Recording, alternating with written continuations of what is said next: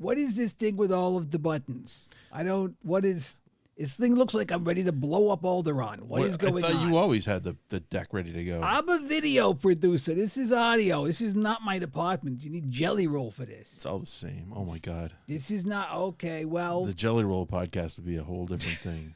That would be super chill. Yeah. Well, why can't we? Guess what this is not going to be? Yeah. It's going to not be chill. The following podcast contains adult language. Ooh, scary. Listener discretion is advised. The Oracle has spoken. Welcome to Pixels and Puppets, the Operation Puppet Podcast, the only podcast to combine the subjects of gaming, tech, media, and puppets for no easily explainable reason. So what? I just read this? Yeah, Is that's this the show notes. Oh, okay. It is November 21st, 2025. You are the internet. We're telling them that. Okay, you are the internet. It's clever. Kevin wrote it. Is it clever? Nah, it Okay. helps us stand out. I am Frankie the Troll. At least you got that right. Yeah. My pronouns are he, him. You also got that right. And this is episode 15 of season 3 of Pixels and Puppet. Who wrote this? That's too many ofs. He wrote it for you before he left. Take out the first of. This is season 15. Episode 15, season 3 of Pixels and Puppets. That's all you got to say. Don't need both of those ofs. There's one too many ofs. That's fair. Of Pixels and Puppets, the Operation Puppet podcast. Joining me is my co-host. His pronouns are he, him. It's Andrew, a.k.a. Bat Phantom. Do you listen to the podcast? Do you think I have to edit the podcast? Oh, you do? Okay. Of course I don't listen to it. I mean...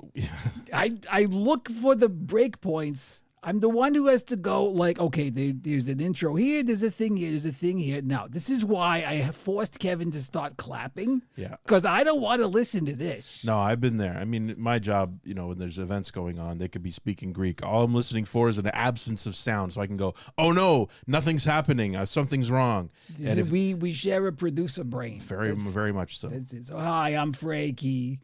Kevin made a promise. Apparently, I was informed of this at a later date. See, that's not cool. You got to clear this stuff. We got to have a talk with that guy. Yeah. He's power hungry. It's all gone to his head. Anyway, hi, I'm Frankie. Because of circumstances that we will cover apparently in the next section of the podcast, it's got sections. I didn't know it had sections. I look for the claps. Anyway, I'm hosting this now. I'm talking to you now. Hi. I don't know. I'm bad at this. No, you're good. You're good. I'm just going to read. That's probably safe. It is safe. Usually this is the part where we just kind of bullshit for a while and then things go on a tangent. Okay. So, this is where we would normally talk about. Probably tangent. Right. Well, this is where we usually talk about our lives, things that are happening in reality. Oh, you don't want that. Yeah. I mean, sometimes we'll throw movie stuff in this one because it's not really part of Pixel Town. Oh, it's Pixels because if it's a streaming thing, then that's technically it is Pixels. now, Yeah. If it's on film, forget it. That goes in this section. Right. That makes sense. So what you got? Well, Andrew? I threw this in here just to have something as part of it. I have been notably unhappy with the current world of Star Trek. Over the last. You mean the content fire hose of Star Trek? It's the direction of the fire hose. Okay. I had trouble with Discovery from the beginning. It was a very frustrating tone for the show. It was not as hopeful as I wanted Trek to be, and it was fine. I was enjoying it. Every season had to have ludicrously over the top stakes. The entire galaxy is about to get eaten by a plot device. We're the only ones who can stop it. Devil's advocate. That's Star Trek, baby. No, but that's not. They just went too far with it. Every season had to have a new one that was just monstrously overdone. Anyway, I did not enjoy Discovery, and then Picard. Oh my God, I hated Picard so much.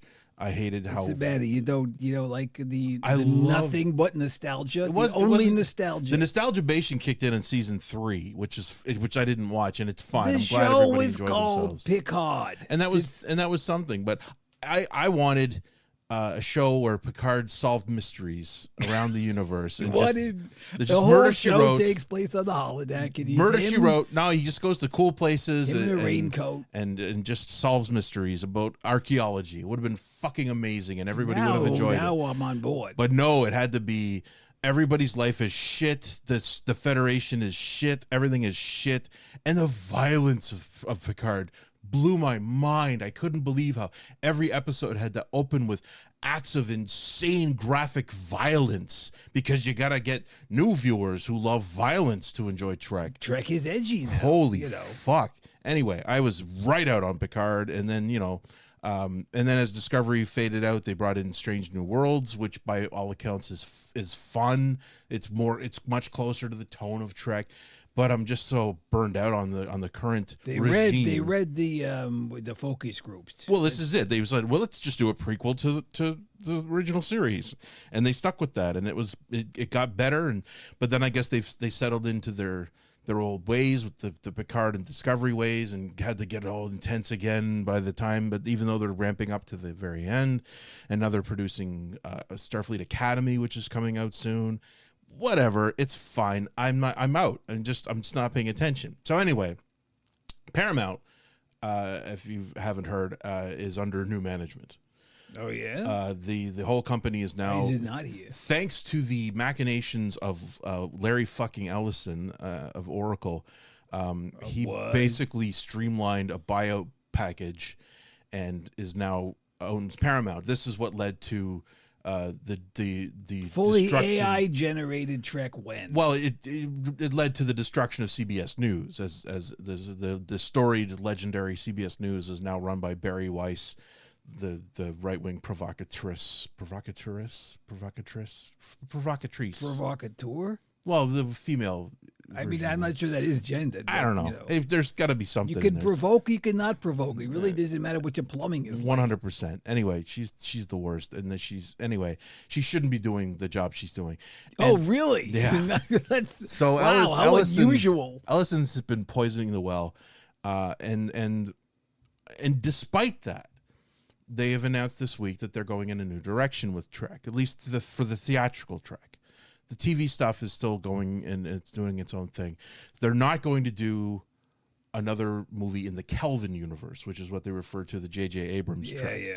So there was talk of a fourth one to wrap it up, and they were going to bring back. What are you going to wrap up? Well, they were going to bring back Chris Hemsworth and probably undo the whole the destruction of Vulcan and all of that. I don't know. They had plans. It's There just were the whole rumors, movie is one lens flare. pretty That's much. it.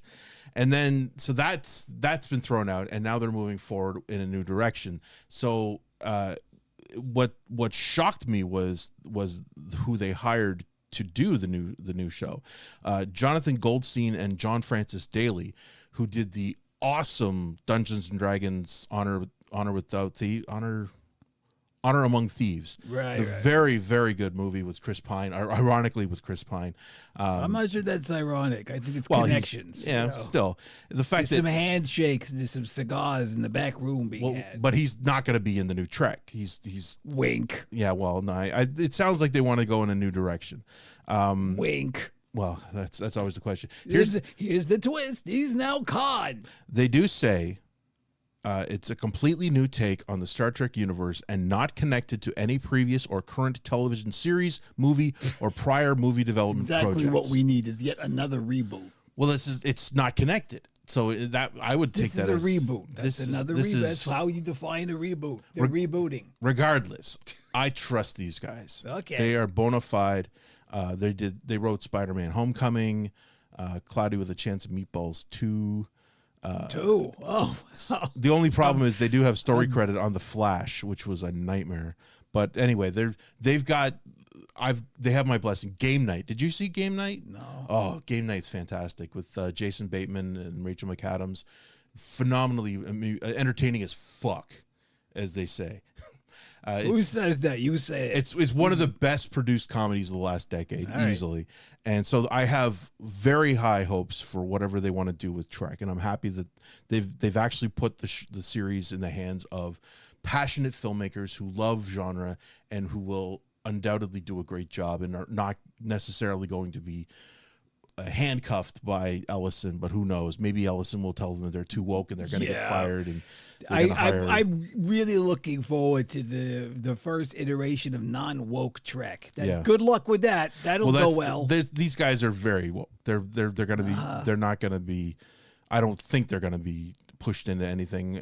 Anyway, I think if anything, they have a good chance of being subversive. If they'll be smart enough that they won't even realize that. That at least might be interesting. Right.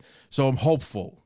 I'm hopeful for the future of Trek for the first time in a long time, at least as far as the movie version goes.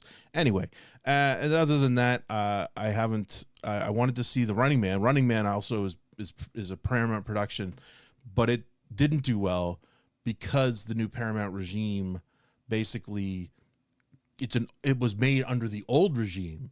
So when a movie that's complete is about to be released under a new regime, they have to sabotage it because you can't have something that was produced by the old regime be successful. So they fucked it and they sabotaged the as much as they could, and people kind of blew it off, and it'll be on streaming next week. It's really nice to know that some of our most powerful entertainment networks are owned by emotional children. 100% infants.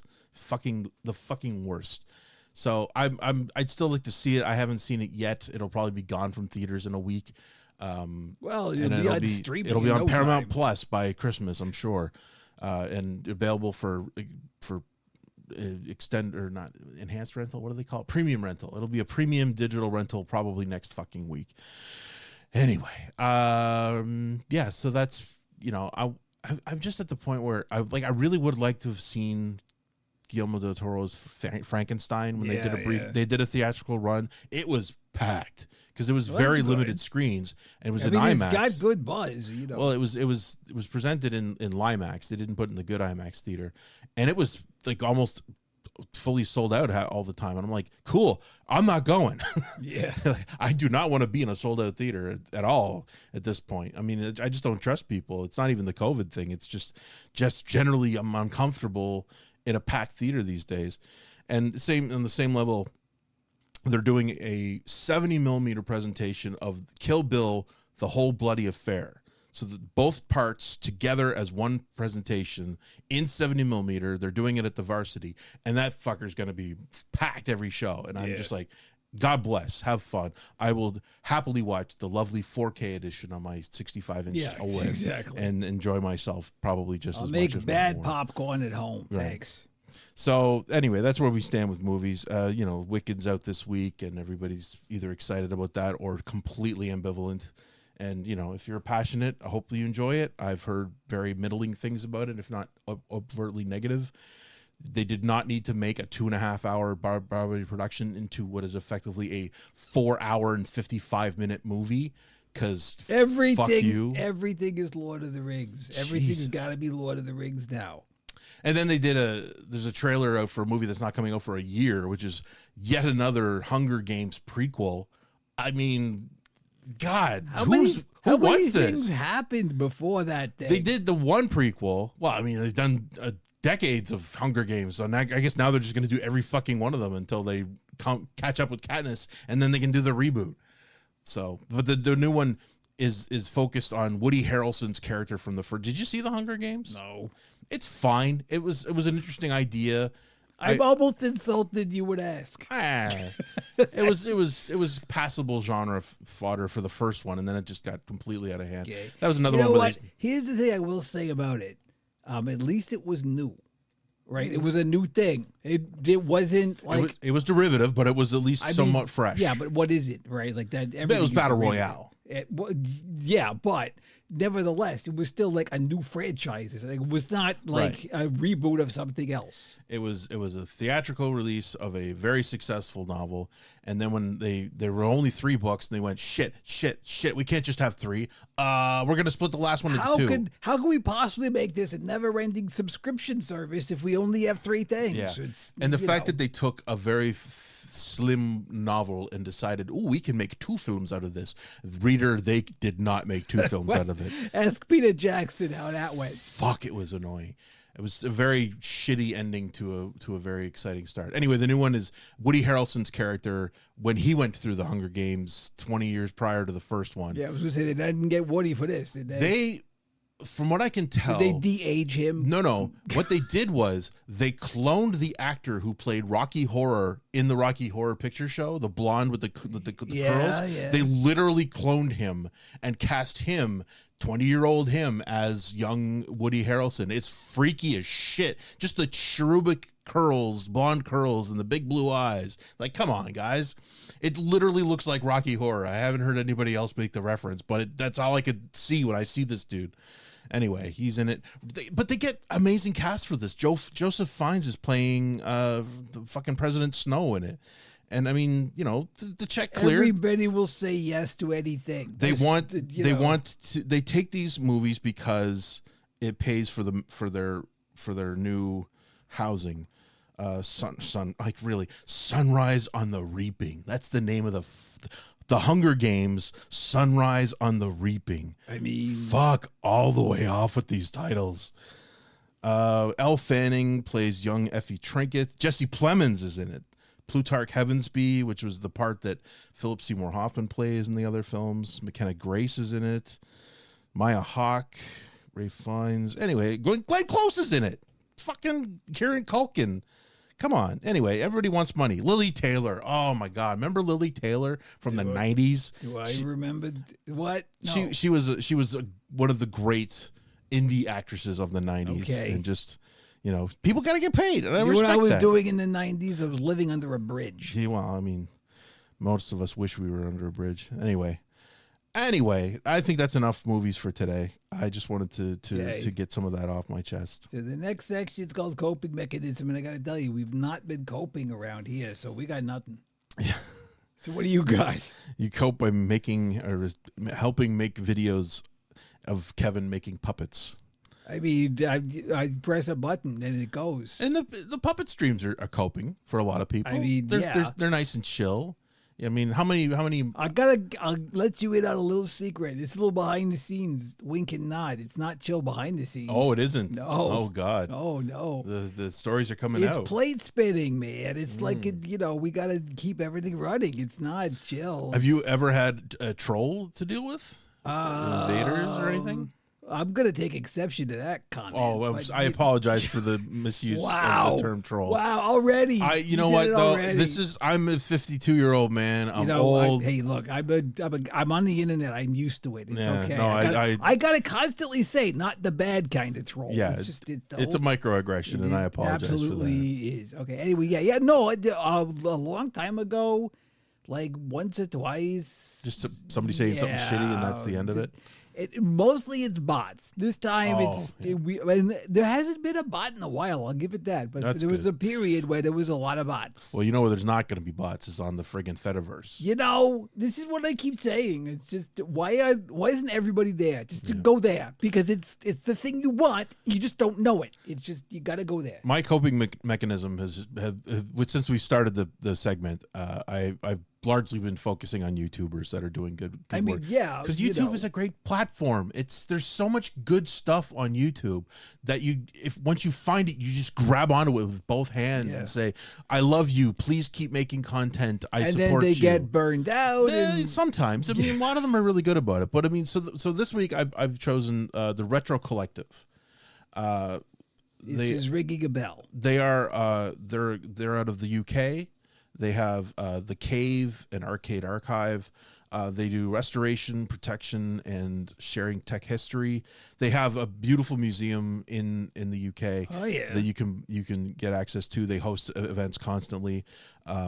So it's a collective because there are a bunch of people involved in the channel. Already that's good. See, when you get more than one, believe me, when you get more than one person is in charge doing stuff, it helps. Yeah, and one of the main ones is a trans woman, a visible trans woman, which is great to see. Wow. Okay. Yeah. Great. Now she's she's the monitor tech. She does a lot of the monitor work, which is in the world of retro arcades. That's probably the most critical job, is finding a person who can Also, actually the most fix. dangerous. Oh, Good exactly. heavens, that's- Oh, she's got very cool shit. I mean, if you're even remotely interested in retro tech, you gotta go to the Retro Collective, because they when do. you are messing with deep shit. CRTs as a video tech, let me Yeah. tell you, you're And she- messing with CRTs, you got to know what you're doing. Otherwise, you are literally dead. She developed her own device that uses a series of light bulbs, so that she can power the monitor up gradually Oh, yeah. to verify what's going on. And it's not just a matter of discharging the electricity. I mean, obviously that is an issue, but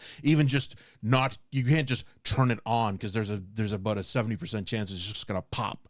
So she has a Quote whole. Adrian's Digital Basement, you let the magic smoke out. She has to very carefully put power into it to verify what's working and what's not. It's fantastic stuff. You know, if you're a tech nerd, it's catnip. But you know, a lot of people donate. A lot of times they go and they buy stuff. They pay reasonable rates, and people are usually happy to sell it to them instead of at a stupid collector price. They're like, oh, you know, you guys are cool here. Yeah, you know, well, you know it's going to be used well here. right, and they rescue stuff from collections, and occasionally it's all beat to hell, and it takes and they make content out of the restoration process. I mean, there's a lot of amazing videos where they've restored classic lost machines. A lot of stuff that was only ever designed for arcades and never ported to. Anyway, it's a fantastic channel. They post fairly regularly. Things people donate to a computer museum. That's just a whole. It's like a raw feed of all of the stuff that they get to, and they're often blown away by some of the stuff that people just give them, like Japanese computers and rare stuff. And we're getting at a point. I think I've mentioned this before, where the simple truth is a lot of collectors are dying. Oh yeah. And I mean they're gentlemen of advanced age who were passionate and not taking care of themselves, and they're leaving a lot of stuff. And thankfully, organizations like this are often the first people that get contacted to say, hey, would you guys like this gold that people thought were lost? So how exactly do you make an apple Lisa not smell like tobacco? Yeah. How is that? How do you do that? Yeah. So they focus mostly on arcade units, but there's pretty much any home video console from the 80s. And it's always fascinating to see what was big in Britain. Because in Canada... Well, yeah, because the BBC Micro was the thing. Exactly. The Amstrad, the Amigas were much bigger in the UK. So they get super excited about shit that we've never heard of, or I've never heard of. So anyway, the Retro Collective on YouTube, highly recommended if you're passionate That is at definitely, all. thank you. That is actually on the radar, because that's in our wheelhouse. Yeah, you've likely seen some of their videos in your feed. Probably. So if you are into video game, and again, it's not even just Retro Collective. There's a lot of other YouTubers that do great work. Yeah. There was one series of videos that was going up.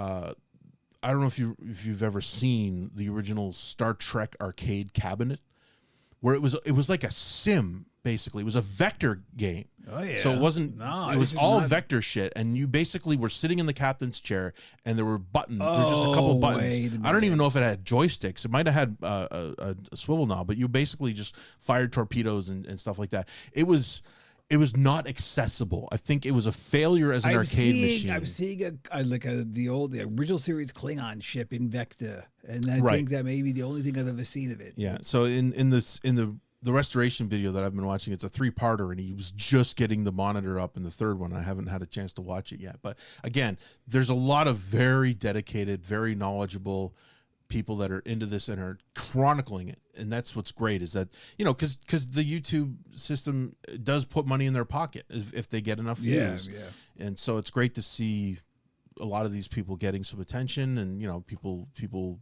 subscribe, they become patrons of them.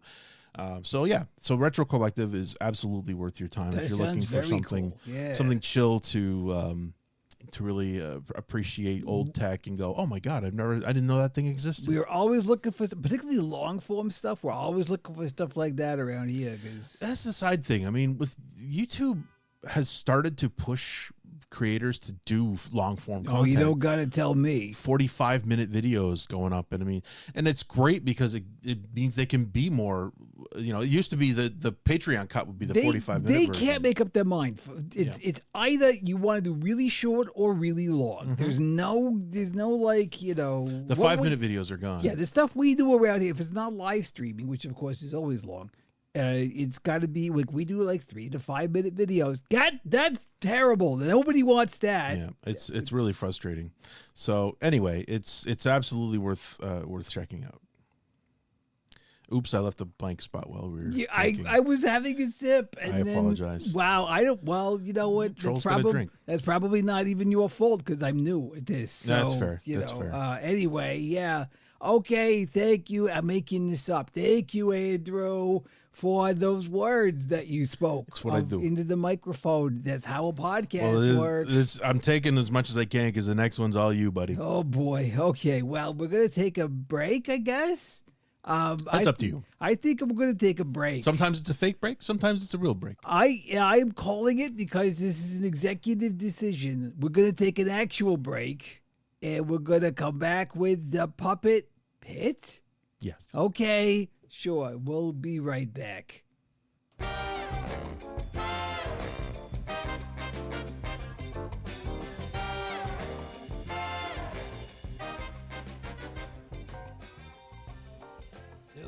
You have entered an alternate dimension.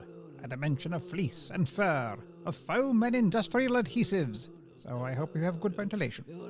A signpost up ahead. Watch your step. You have just stumbled into the Puppet Pit. Did Kevin just record you just like singing to yourself? No. Yeah, I did. I just did that. What a jerk. This is look. No permission.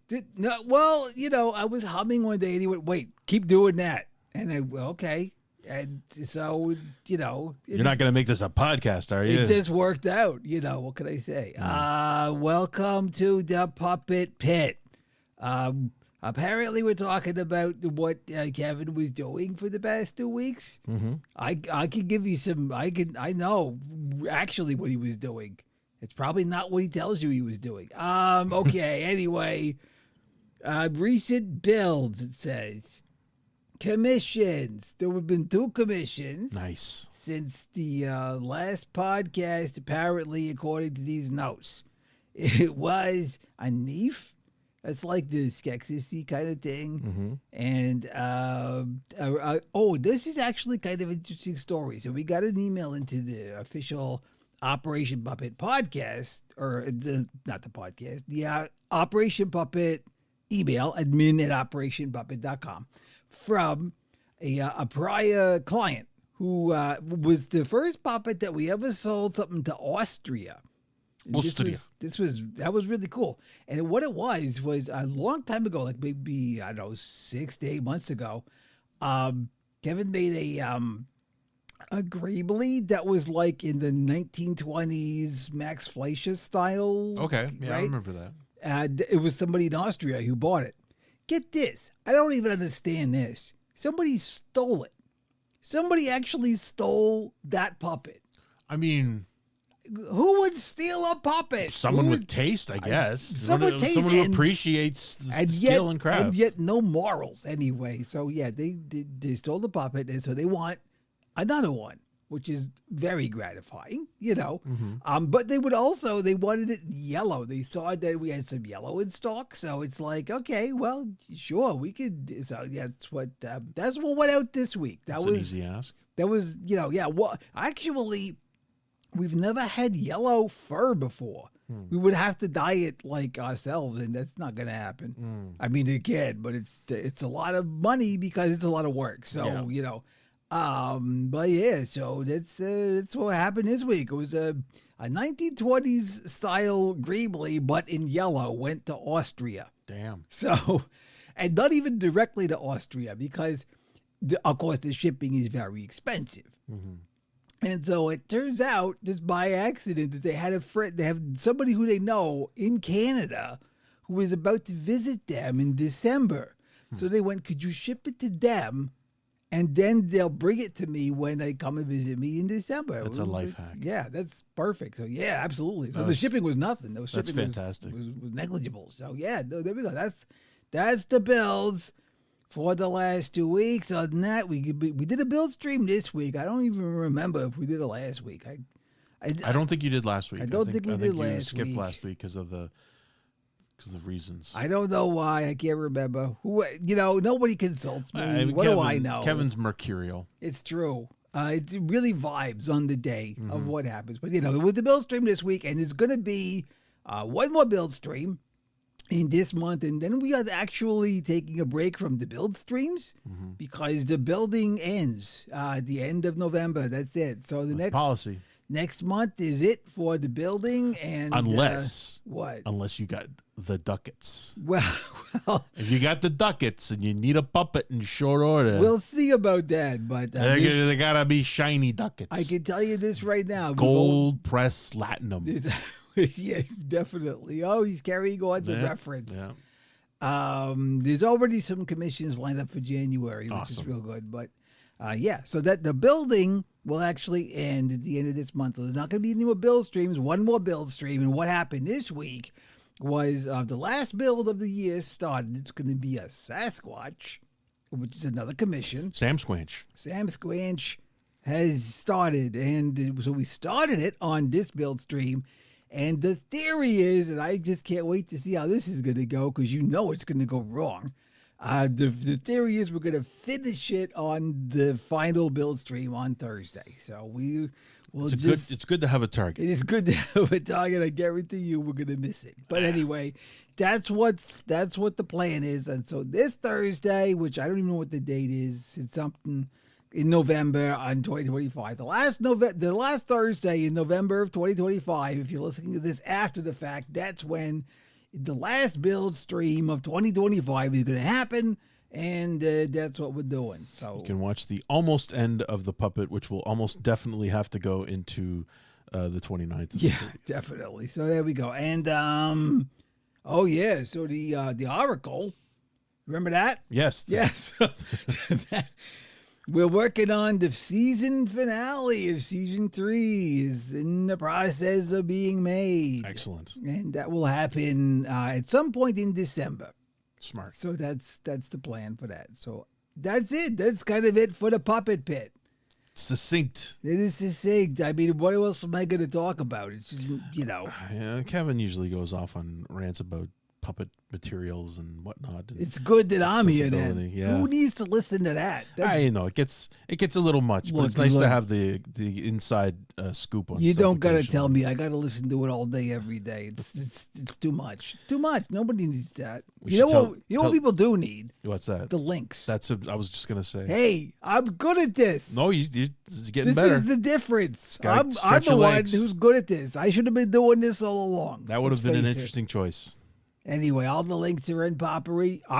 Oh my goodness. You were so close. OperationPuppet.com. Look, it's an easy mistake to make. It is. I'm trying to talk fast. I don't know why. Join the Discord at discord.gg/3zpqdcgjac. Yeah, right. That people, please remember that. How do they not have custom they URLs? do. Guess what? Money. You got to give up the scratch for that. That's the whole not thing. A surprise. All right. You know what? As far as I'm concerned, my contract is fulfilled. That's fair. I'm getting out of here. Well, I mean, we gotta go. We gotta see if we can get a hold of Kevin. I'll go for. I'll wake him up. I guarantee you, he's asleep Seriously? right now. Well, Friday night. I thought he'd be playing Warframe or something. I mean, he probably is. He's probably asleep while playing Warframe. I'll tell you, I had a dream once that I was playing Destiny in my sleep, and I was actively trying to set the activities to play in my sleep, and my brain started going, well, wait, what would that involve? What would you do in your sleep? And I ended up having to wake up because my brain went into overdrive trying to plan how to play Destiny in my sleep. You would have had the best run of whatever it was that you ever had. Because it had to be simple, because it couldn't be complicated because you're asleep, but it had to be doable in your sleep or by your sleep. It wasn't even doing it in your sleep. It was literally having your dream be the game. And it was so fucking complicated. I think William Gibson would like a word. Holy shit. What a nightmare. Anyway, Anyway, Yeah, I'm let's see if gonna we can go. I'm gonna go. I'm gonna go. well, get it's been a pleasure blown having away. you. I hopefully we'll get to do it again soon. I- We you do know- got to play. Probably I still haven't started Warframe, so I guess during the break we'll have to break me in and, I and think play you some should Warframe. probably talk to somebody about that. Yeah, for sure. I think I might know somebody. Yeah, we got a guy. I'll go get him. Yeah. All right. All Anyway, thank you, everybody. We're going to take a break, and then we will be back with not the Puppet Pit, but something else. Pixel Town. Pixel Town. Town of Pixels.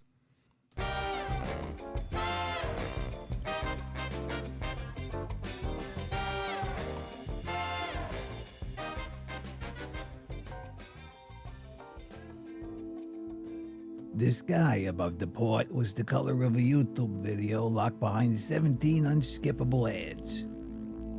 Around the rainy streets, people dodged out-of-control robo-taxis and shot down delivery drones carrying $50 burgers. Here we fight the corporate ecologies and get excited about avoiding our phones. Welcome to the mean streets of Pixel Town.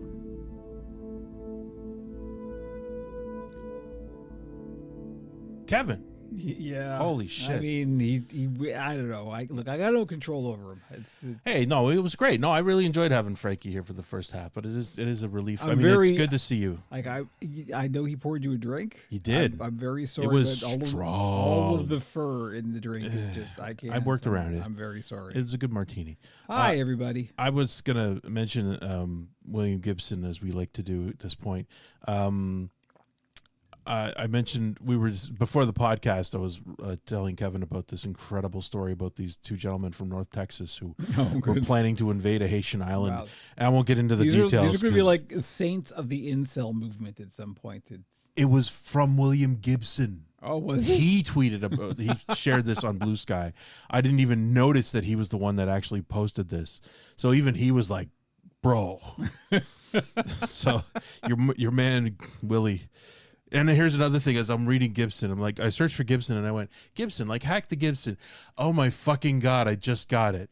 You really didn't get that? It never occurred to me that Hack the Gibson from Hackers was a shout out to William Gibson. Wow. Absolutely 100% never occurred to me. The Gibson and Gibson were always completely separate. We were all in the same room. We all were Holy here shit. when Andrew caught up. I am so when shit like that hits me, the thing that was so obvious to the rest of the world, and they were so divorced in my brain that I never put the two together until I literally searched for Gibson on Blue Sky and went, ha, Gibson's like hack the.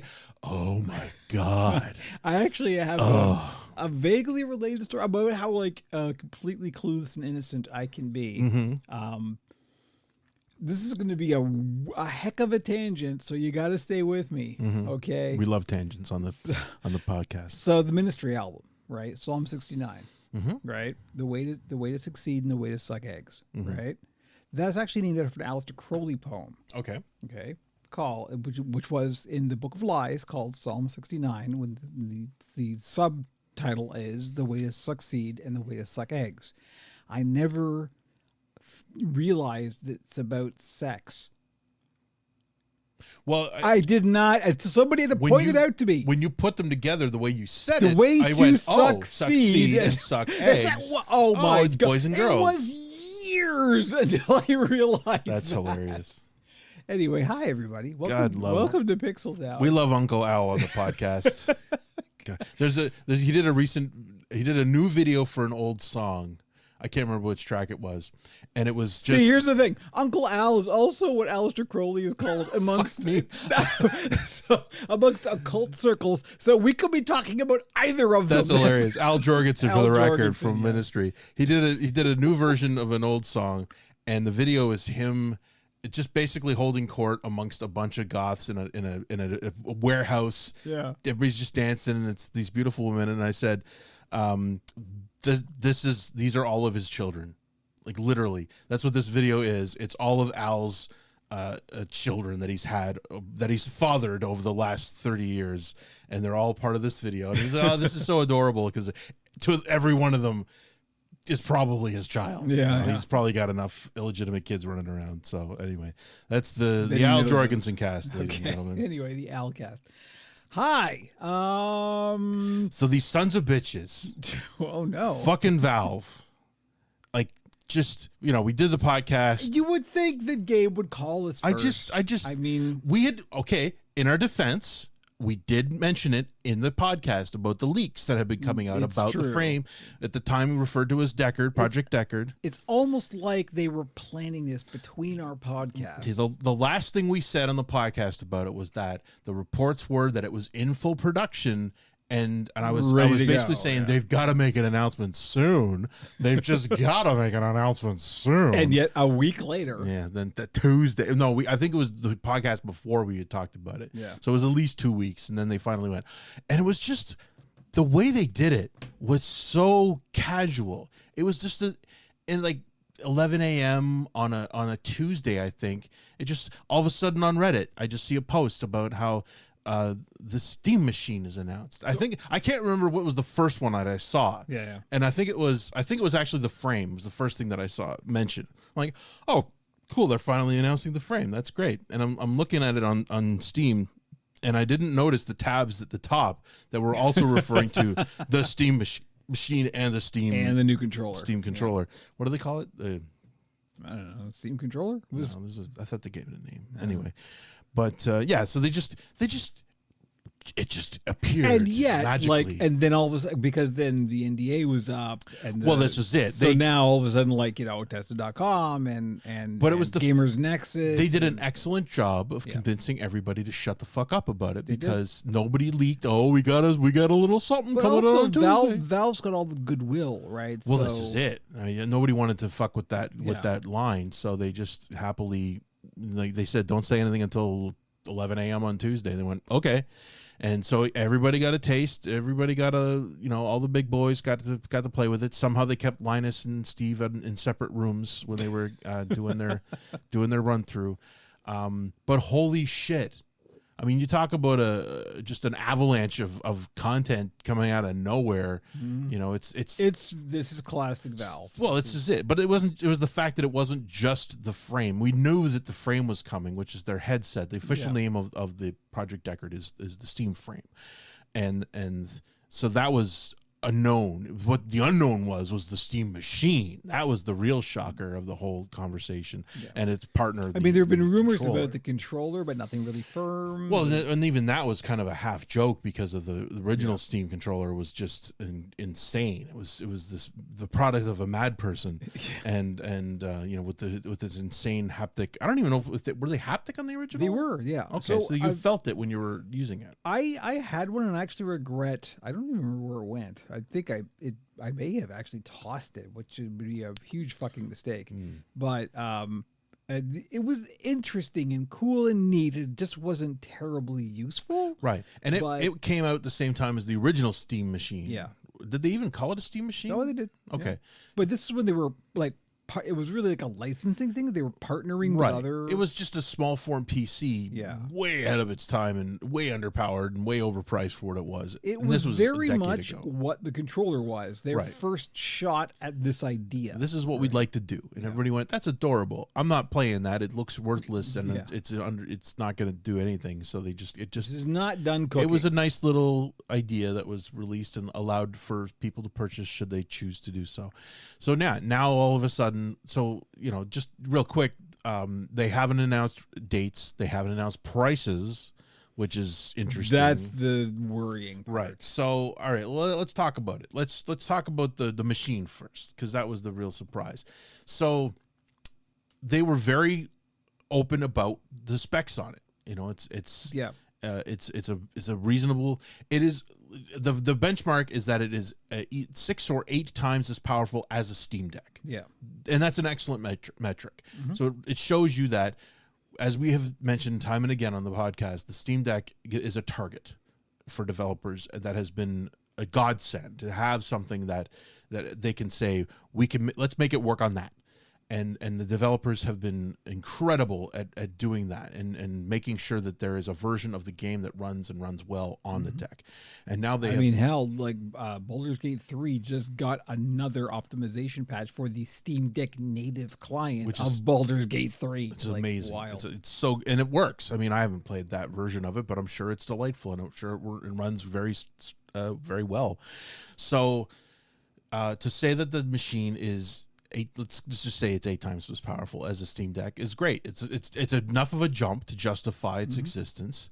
So I sold my old Steam Deck to my coworker when I got the OLED, and I'm like, I can't justify having these two. So I let him have it for a good price. So, and he and his wife use it a lot, and he generally leaves it docked. So he is playing it in docked mode. Sure. So the idea of a Steam machine would make a lot of sense for him at this point. And it's going to be a very attractive unit. Now, the discussion that's been happening in the last week or so has been about the pricing and also what it's actually trying to do. So it is not going to be a PS5. But Valve has also said, we're not pricing it as a console, which is code for it's gonna probably be $700. The word that they've been throwing around is premium, right? So and the thing is, red flag. It's not super premium for that, but it's a very cool form factor. It's very small. There's a lot of interesting things about it. It's the officialness of it. Yeah. Again, we have a new target for game development. And well, yes, and also the fact, this to your point, that like the fact that it's one thing, right? It's not like a bunch of different hardware manufacturers making a thing with the Steam badge on it. This is the Steam machine. The only variable that has been announced for it will be the storage. Yeah. And even then, the fact that the lessons learned from the Steam Deck have been writ large in that the expansion options are immediate. You can throw in a full size NAND drive. The internals are completely modular in a way that's like no one's done yet. It's so wild. just the flexibility for expanding the storage on it is that alone is a boon. So you could throw a 2 terabyte or 4 terabyte SSD on there, no problem. And it's going to run the Steam Deck. It's going to run the Steam OS, which is going to probably be a new iteration when that comes out. Well, apparently it's ARM. All this stuff is ARM. That's a side thing. Yeah. So this is still an AMD base on the Steam machine. So it is definitely very much the same family as the Steam Deck. So it's got what is it, like an equivalent 7600 XT, I think they said, which is a very good one. The complaint the nerds have is that it's not going to have a lot of dedicated VRAM. I guess it's basically 8 gigs of VRAM, which for 4K gameplay is not going to be enough. That's not what this is going to be for. This is going to be for 1080 and maybe some 1440, and it'll still look great on your TV. So one of the big parts. We're also getting new upscaling technology as well. Well, this is it. I think that's definitely going to be the major application here is going to be FSR. Now it's not the 9000 series, so it's not going to have the FSR 3 or 4 or whatever the fuck they're up to, but it will have very robust frame generation. And that's been another part of the discussion these days, is that for a very long time the discussion about frame generation has been that it's a non-starter. You can't discuss it because it creates lag, and it's just not worth mentioning. But they have clearly gotten it to a point where FSR it does give a noticeable improvement in the frame rate, and it does not affect the lag. Most people are reporting, even based on similar examples on the current hardware, once you apply the FSR, normal gameplay, you don't see a noticeable lag. I mean, you've seen me play Warframe. You know how twitchy Warframe is. I've always got FSR on. And it's FSR 2.2. So it's not optimized. It's not. It's fine. Yeah. And I mean, if you are a competitive gamer, then you have many other options. And you're probably not going to want to play on a Steam. You're not going to buy a Steam machine if you're that guy. You're gonna be on your 360 hertz monitor on a running at a 1080, and that's fine. And it's great that they're not really targeting that.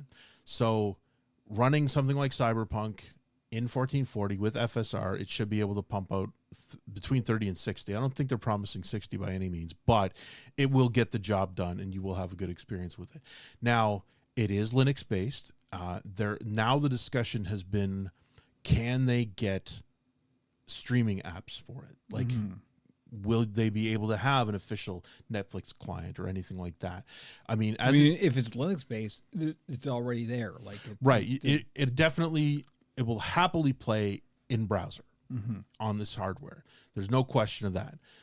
It would be nice to have dedicated apps for it, and I don't think it's asking too much, but we'll see what happens. And the fact that Apple will not allow Netflix on the Apple Vision for some reason, I mean, that's another thing entirely. But for whatever reason, there is no official Netflix app for the Apple Vision. You would think that it's a no-brainer to have a video app in your headset, but nope, not in that case. So there is definitely something at work, and the problem with the browser-based versions is that they do tend to have limited resolution. So, that's, if it can at least do 1080, that should be fine.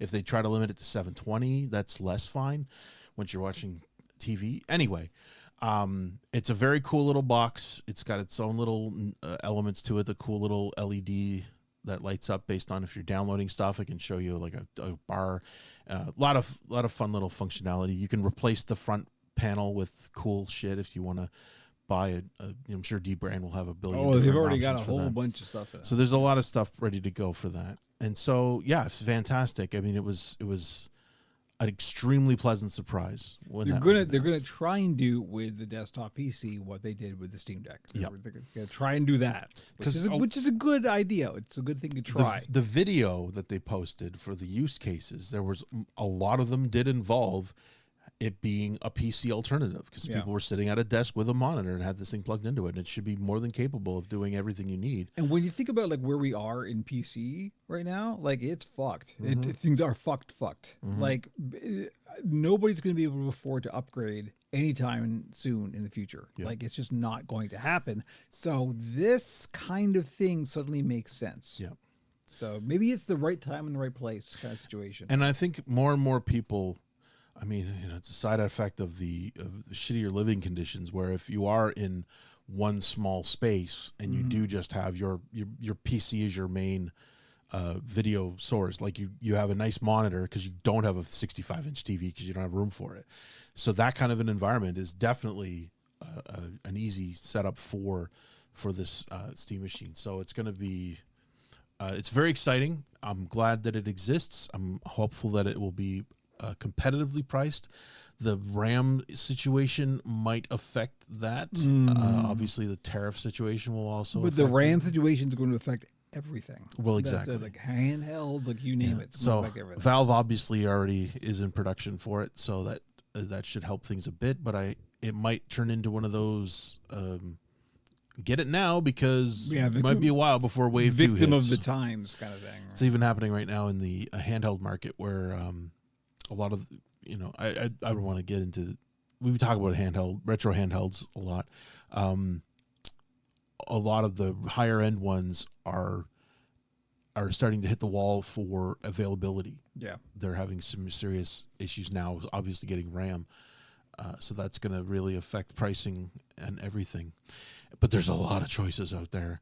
Anyway, so the Steam Machine is exciting. Hopefully, I don't even know if they gave a quarter. I would have to assume it's probably looking at the first. This is at 2026. Yeah, probably early 2026. I don't think it'll be a year, he said. And then, of course, there's the new Steam controller, which is effectively the same as what a Steam Deck has. This is what I'm actually. This is probably the thing that I'm almost certainly going to get this because I can afford it, but. I had said all along, I love the trackpads on the Steam Deck so much. I was shocked how much I enjoyed those. That I'm like, you know what? What I want in a Steam controller is just the Steam Deck, but no screen. That's it. Guess what they made? 100%. That's what that is. And so many little things like the puck that it attaches to. The puck recharges it, but it also is the hard connection if you wanted to run it plugged in to your system. It'll charge and you can use it, and it's directly connected. It's not a wireless connection. If you do have a wireless connection, it's Wi-Fi 7 or 6. Six, because it's in a nice little area that's not in heavy use, so you can get extremely high quality connection to your setup with that. So that also looks like an amazing choice, which will be a perfect partner with the Steam Machine. Or you just get a nice 8-bit dough and just fire that up. There's a lot of... As somebody with a Linux box in their living room, let me tell you, that Steam controller is going in the living room. Yeah. That's for sure. It's going to be fantastic. I can get rid of the mouse that's sitting on the on the coffee table, God, yes. right? Like, yeah, that alone, the haptic touchpads will definitely negate the use of a mouse. And then there's the Steam frame. yes. Holy Now shit. we're talking. Holy shit. I mean, there were expectations for this thing. So it's an excellent VR device. There's no question. And I watched a couple of the videos where people were using it actively. And the fact that it is an independent unit, like it has its own hardware, it will operate without being attached to anything else. Like it's fully targeting the Meta Quest. Oh yeah. 100%. And it's extremely competitively powered, as far as I can tell. It's very similar. But what's insane, and this was kind of they buried the lead on it, is that the frame is going to be running on ARM hardware. Right. And so they casually kind of said, "Oh yeah, we also made Steam for ARM." Steam for ARM. Yeah. Which is Oh really? just it's a nuke to basically say, "Oh yeah, we're now officially supporting ARM processors with Steam," which means that now developers will have easy access to the tools to make their games run on ARM.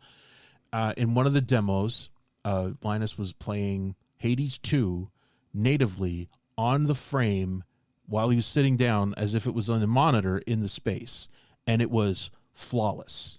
Like you wouldn't know that it was how it was operating.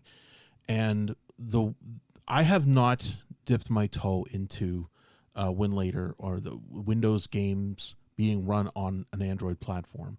Right. Which is, I have the Odin Portal and I just haven't gotten to sit down and go to town on it.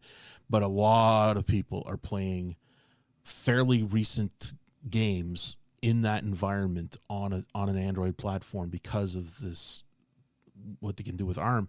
And for Steam to go, yeah, no, we're doing that now. I mean, that is a giant kick in the balls for Microsoft, and rightly so. And it is going to be a massive game changer. And the performance and the beautiful thing is, again, it's got its own independent setup, or you use the dongle, which plugs into your computer and sends a wireless signal. And it's, again, the lag is almost non-existent. The only thing he didn't get a chance to try was Beat Saber, which is a real good test of that. And it's got, the joysticks are, as they say, familiar, because why fuck with the form factor? No, you have to. If a VR joystick works, stick with that. You don't have to change the game for that.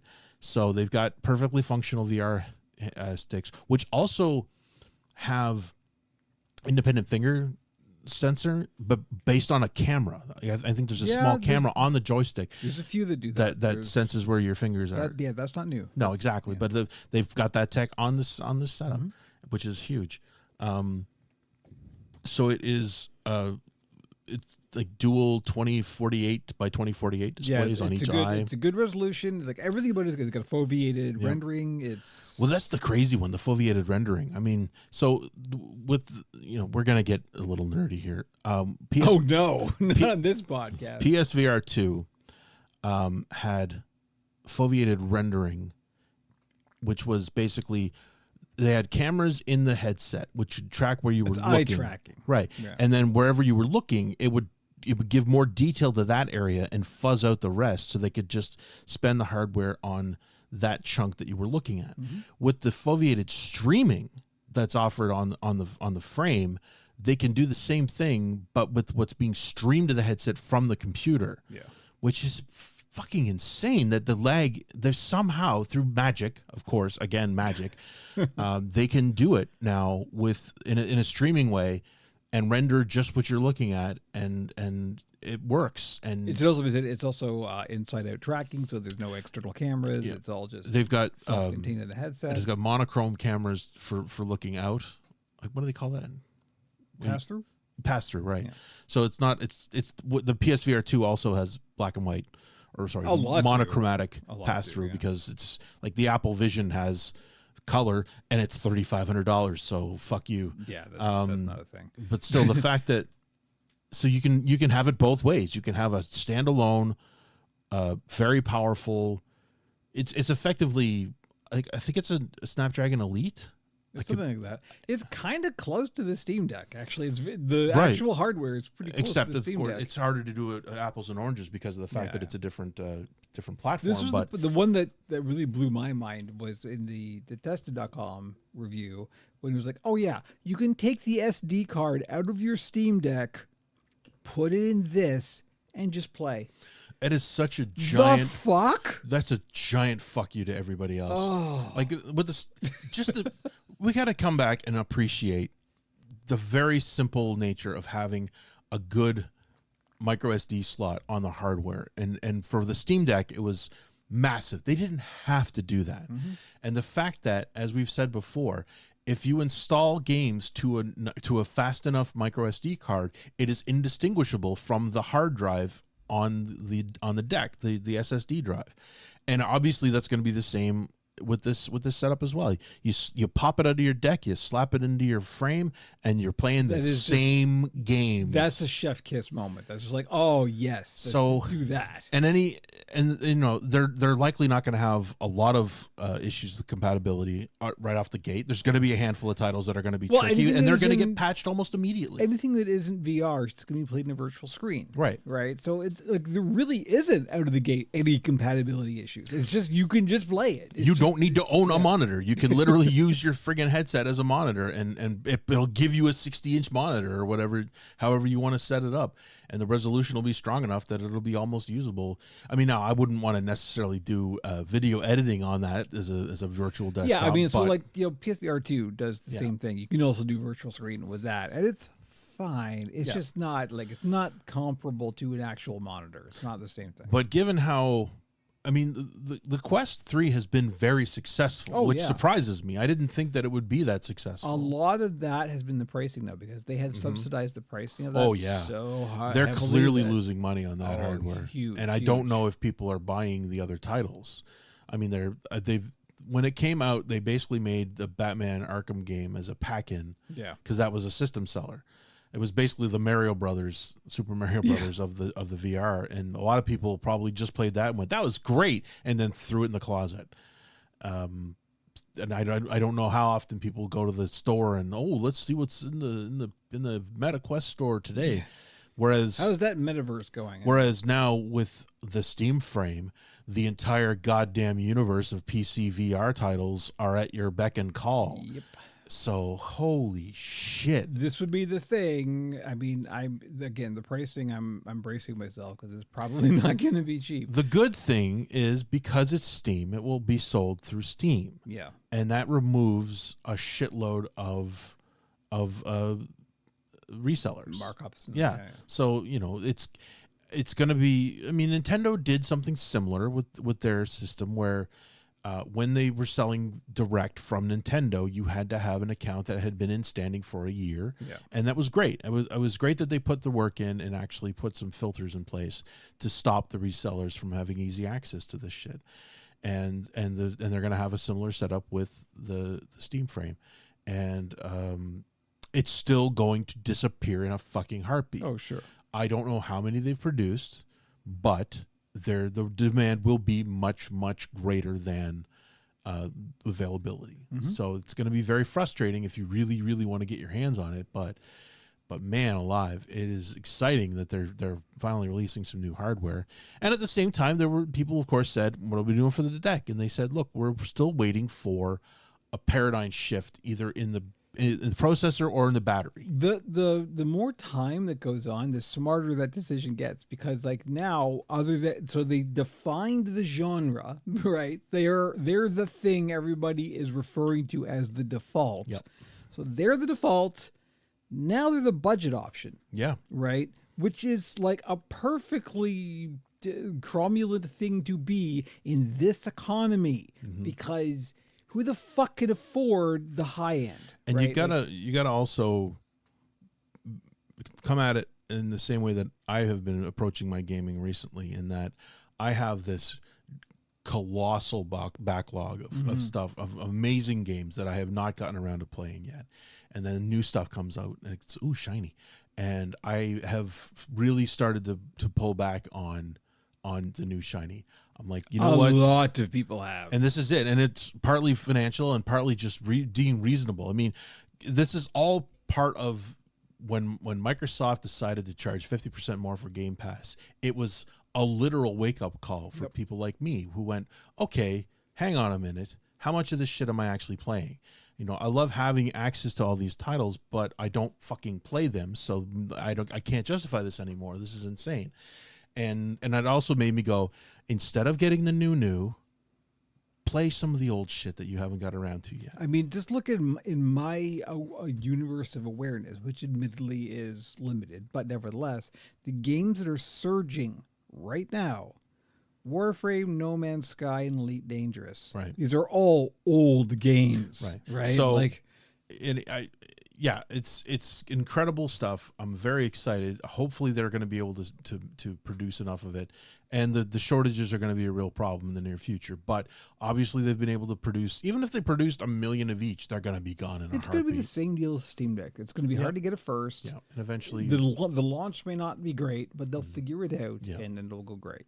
So don't kill yourself to get one, but it's exciting that the technology's there. I mean, I'm going to be saving my pennies because this is going to be the thing that lets me finally kick the last bit of Windows 100%. into the fucking garbage can. And I might be right there with you. Now, I didn't put in the show notes, but we did mention No Man's Sky. Last time on the podcast, Kevin mentioned catnip, the existence of the Normandy. The Normandy in No Man's Sky. Wait, Normandy did you go? From Did Mass you do Effect. it? So Kevin said, Andrew, and according to this video on Reddit, it's only 2 hours to do the thing to get the quest. So I'm like, you know what? I've been meaning to play No Man's Sky. I bought it at launch, and it was amusing. But wait, so broken. you haven't been playing since then? I haven't been playing since then. I'm guessing you didn't have a great time. It took 2 weeks. So here's the. You had to learn the entire game when we again. When we talked about it, I was under the impression it was only going to be for 1 week. Right. But they're actually 2 weeks for each expedition. So I started, it had started that week. Oh, it didn't take 2 weeks because I think it had already started, or maybe it was starting on a Tuesday. They cut it a week short. It was supposed to go for, I can't remember how long, but they did cut it a week short. Regardless, I started playing it that weekend. Yeah, no, it would have been so we did the Friday. During the weekend, I said, fuck it, I got to do this. So I dove back in. And I mean, obviously it's a different game. Yeah, I'm gonna say, like, you're not starting from. So this is the weird thing. Absolute zero. Just to give everybody a taste, the way the expeditions are is they kind of start you in media res. So the main game, if you start the main game, you basically start marooned on the planet, and you've got to repair your ship, and then you've got to learn the systems, and you very gradually get access to all the new stuff, and it takes a very long time, and it's a very structured process, and it's great, and it's necessary because it's a complex game, but it's very simple to get into. So in the expedition, they let you have a ship and a full multi-tool, but it also kind of assumes that you've played through the game once. Yes, which is totally understandable. And that's kind of who the expeditions are for. Absolutely, is for the people who like need something new to do. So right? On the surface, I was like, oh no, spoilers. But on the other hand, bro, the game's been out for almost a fucking decade. You missed the boat. Just get into it. So I the existence of the anomaly and all this stuff, I had to relearn most of the mechanics. Of course, yeah. I spent a lot of time going, wait, where's the anomaly? I literally was trying to figure out, the anomaly was not in the original game. It's a different station, I think. It's the weird station with the thing in it. I got to find that. And then, of course, it's press down and choose summon anomaly on the thing. Okay. Yeah. Now, I can imagine what kind of a time you had when you first warped into the anomaly. And it was still very nice. I had a very lovely time. The post on Reddit, which had an associated video, I didn't even watch the video. I kind of wanted to discover things kind of on my own. Yeah. What annoyed me was that they didn't tell you about the end date of the expedition. It was kind of buried in the information. Yeah.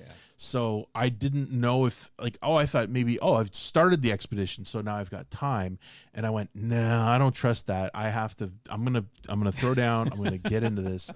So I largely puttered around on my own and then occasionally went, no, fuck this. I got to figure out the quicker way to do this. So I will say everything was going great until the last phase. Oh no. One of the last steps it makes you do. So again, I like having goals in these games. In most games, like Assassin's Creed, here's your missions and do these things, and it just gives you a target to get in and just go. Because when you get a game like No Man's Sky is super fucking open, and that's the whole point of it. It's literally the world, the universe is your oyster. You decide what your goal is, and you go and do that. Having said that, here are the things you should be doing right now, and so I was just flitting around, and then one of the last things is you have to discover 8 systems.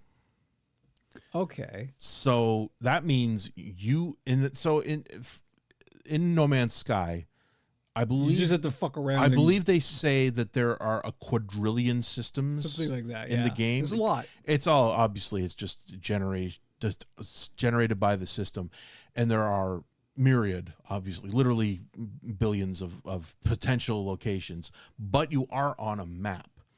So you have to find a black hole, which will throw you further out of the map. Yeah, we'll just go, okay, now you're somewhere else. Like, now you've come through a black hole. Here are some, wait, no, somebody has discovered everything in this system. Okay, shit. Find another black hole. So you gotta jump multiple systems to get to the black hole.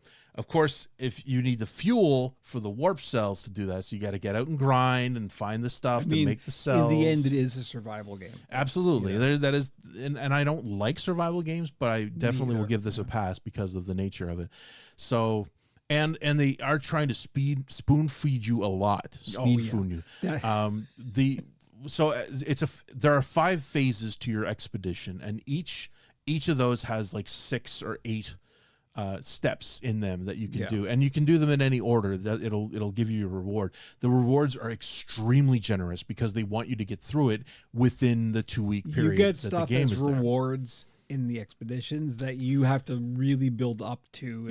If you were to play the game normally, it would be a lot more work. So there is a pattern, or there's an order you should do it in to maximize your speed, and I did not do that by and large. But anyway, I get to this last chunk, and it's just literally, and so you basically just have to keep finding black holes, go through the black hole. Fuck, this one's found by Expediter 73. Fuck, and you go just kind of poke around. But every time you warp to a nearby system, it costs you fuel, and they're like, do I just go to the fucking black hole and just accept that there's nothing here? And so of course there's a hack for it. The hack is unplug yourself from the internet and just play the game, and then magically the next system you go to will be undiscovered. Sure. Or if you're playing on Steam, because it can't communicate with the server. Exactly. So it just assumes that it just treats it as undiscovered, and it counts to the thing. And I'm sure most people do that. Fuck most people. I'm like, nah. What really annoyed me was as I went through the third black hole, I would find a system, and it was discovered by somebody. I'm like, shit, all right, fuck it, I gotta go get my fuel. The planets were undiscovered. So it's the same thing, because the expeditions are treated as its own server, basically. So there are other people playing it. You don't you can turn off PvP or just seeing anybody, but they are still populated. So because they've uploaded their discoveries to the server. Exactly. So, and the fact that I was very late in the expedition, and I'm assuming they reset the expedition. Even though it's the same expedition as the one that was originally launched, they don't have the same discoveries, I don't think. Well, they would just put it in a different place. Right, exactly. It's a fresh because version of it. The universe is like, if you discover a thing, whether it's in the main game or the expedition or whatever, you've discovered that thing. That is your thing. So theoretically, somebody could come as long across as you upload your discovery to the server, Everybody sees that. So basically, if you had done the expedition early, you would be able to find undiscovered systems fairly quickly. Sure. I had to go through 4 black holes before I could get to an undiscovered system, and then I finally got the 8 systems. I mean, I'm trying to give you advice for a thing I'm sure you've already done. So yeah. Anyway, I did complete it. I did get it done on the awesome. Sunday. So you got your Normandy. I got then. my Normandy. I didn't even load it. I just said, okay, Sure, it's yeah. done. It's in the system. I will deal with this next time. And now, of course, as of Wednesday, usually it's Tuesday that's a reset, but I guess for No Man's Sky it's the Wednesday. And It can vary. Titan is the new one. Titan is the current one, which is another old one, which involves gas giants. So that's been I just barely started I'm that gonna one. check. I don't know if I've done Titan. I should check. At this point, I'm hooked. I'm in. I'm playing. Awesome. I'm enjoying You should it. have told me. We could do it together. I wanted to do this one because Okay, this was also fine. me getting back into it, and even then. So this is the new expedition. So again, since these are structured with other people having already played it, the first system you go to, there's a base that somebody's created that says 5 million credits and nanites, and you're like, and so I go there and it's just an orgy of stuff. But the problem is I couldn't actually get it because I didn't have the right mining laser to get the nanite things. Anyway, Yeah. I don't want to get into the specifics, but But there are people that's- that want to make it easy for you. That's part of the magic. Is just like people will be helpful to strangers. Yeah. Like that's bizarre. Because like I want to discover these things on my own, and largely you can avoid all these things. It's very clear when somebody else has been there and done the thing. It does kill the illusion. And I mean, my major problem with the game. Yeah, but the expeditions are about like doing this sequence of things Right. in this place. Like, of course, other people are going to do it before you. If you want the complete you alone in the universe, you can do that. There's actually a mode for that. Right, Like- absolutely. No, and I at this point, because it's in expedition season, I want to get through these to get the cool shit that you get for it. And at some point I am planning to restart and do it. So it's totally worth it. So PSA, and this is valid for a little while yet. If you have not purchased No Man's Sky, it is currently on deep discount at GOG.com. Oh yeah. It was $26 Canadian, which is a very serious discount. Now, considering how old the game is, you would think it would be dirt cheap by now, and that is not the I've case. seen it go on sale for like $5 on Steam. It's No, been, I couldn't see a history of that low, but it's fairly low. Anyway, this is the lowest. maybe it was like $14. Or Yeah, something. at this point, as far as I can tell by the price tracker websites, this is as low as it gets, especially since they've been just gloriously updating this thing constantly, as we've mentioned. Bizarre. Yeah, just fucking bizarre. It's really tremendous. So yes, I highly recommend. So I own it on PlayStation, and now I've bought it on GOG so that I can play it on the Steam Deck. So that if I am doing something grindy, I can just you got to link your account. yeah. I'll deal with all that. I haven't fired it up You yet. can on sync the PC. cloud save. Yeah, of course. And again, because they're good people. And they want cross-play. They want you to be able to do things on multiple platforms without having to worry about Which it. is actually fairly new. It wasn't always that way. Right. Well, in gaming in general has gotten much better about that, which is nice. And I don't know if we mentioned it recently on the podcast. There was a leak of a graphic that suggests a PlayStation cross-buy, which the assumption is that if you buy it on PlayStation, you can also play it on PC. So a game like God of War, which has a port on both, and most of their Sony titles. Now they haven't officially announced this yet, so it was in some. I think somebody did a dive and something, and they found graphics and unused graphics, and this was one of them. So the assumption is that there's going to be some sort of cross-buy. So I'm suspicious. now that I have purchased it for the PC, obviously that will be announced on Monday that you can now get the PC version of stuff that you already own on the PlayStation. Yeah. So we'll see where that goes. But again, that's just a It ain't going to be on point. Steam, though. I guarantee you that. Right. Well, yeah. I mean, Helldivers, is that not on Steam? It is, but like if you purchase it on PlayStation, you will not. You would need to buy it on Steam Well, separately. but I think that would be one of the examples where if they are doing the cross buy, that might be an example of it. Because it is a Sony title. I would be shocked. But I mean, I've been shocked before. So shit's getting weird, man. I mean, we have these incredibly horrible things that are happening in the industry, and these amazingly positive things that are happening. So it's good. You're doing a segue. I'm trying. It's a good segue. They announced Guild Wars Reforged. This was a total surprise. Yeah. Like, good heavens. I think I played Guild Wars, but I think that was the one where I bought it. I'm like, oh, this is cool. And then very quickly, I encountered a game-breaking bug that immediately made me go, nope. It was partly, maybe I should let them patch this. And it was largely like, this just wasted a shitload of my time. Fuck this game. Right. And I never played it again. But I don't think it was 2. I'm pretty sure it was the original Guild Wars that this would have been. So, but it's an MMO, but it's not a monthly subscription. It was always one of the weird ones. Right. So it came around. I did play a bunch of Guild Wars 1. I played more Guild Wars 2 than I did 1, but I did play 1, and I played 1 at the tail end of my EverQuest thing. So it was definitely transitional time. Yeah, there was a period in the middle there that things got weird. This is one of the weird things. And they did a bunch of revolutionary stuff, like the whole no subscription was like a thing. And the fact that they were doing instanced. That was what intrigued me, was the instance, because I did not like World of Warcraft because of the fact that you would go into a public area and people were sniping shit. Yeah. And this was like, no, we got instances. I'm like, oh, instances. So there are a couple of hub areas that are shared, but then when you actually go into a mission or go do a thing, it's your own version. It's your own copy of it was burned into my memory, but what happened was I got into an instance and my companions basically disappeared. They instead of going through the path to get to the end, they just went straight to it. That sounds about right. And I couldn't catch them for whatever reason, or I couldn't get through what was in the way as they went, I'm going to go kill the thing, and I'm trying to just play the game, and that's when I went, nope, fuck this.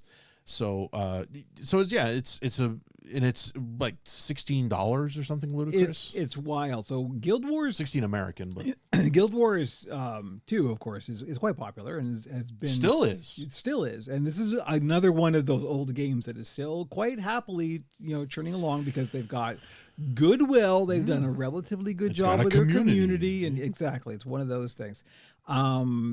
And they've got a fairly decent monetization scheme that is relatively fair and all that kind of stuff. So, turns out if you just treat people nice, then they'll respond. Yeah. Weird, huh? Yeah, anyway, it's crazy.